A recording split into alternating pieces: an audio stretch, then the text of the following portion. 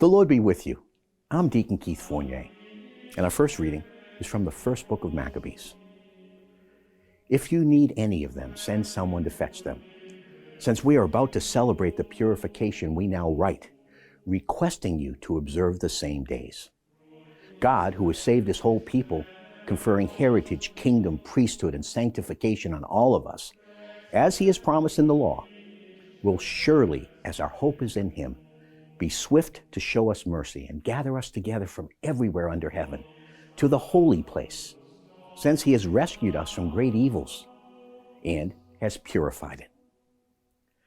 The story of Judas Maccabeus and his brothers, the purification of the great temple, the dedication of the altar, together with the wars against Antiochus Epiphanes and his son Eupator, and the celestial manifestations that came to hearten the brave champions of Judaism, so that, few though they were, they pillaged the whole country, routed the barbarian hordes, recovered the sanctuary, renowned the whole world over, liberated the city, and reestablished the laws by then all but abolished.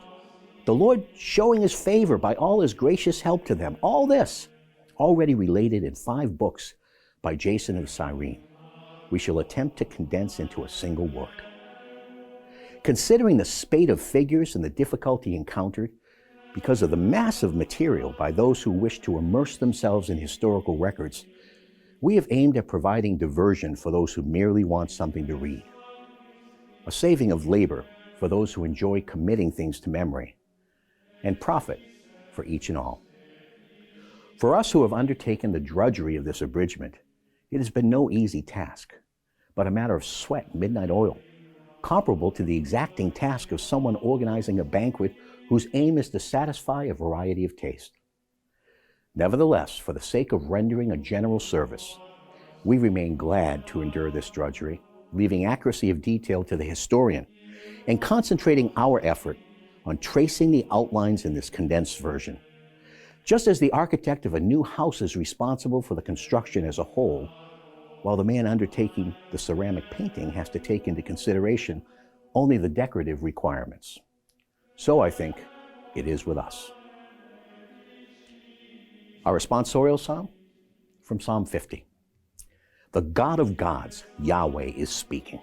From east to west he summons the earth. From Zion, perfection of beauty, he shines forth.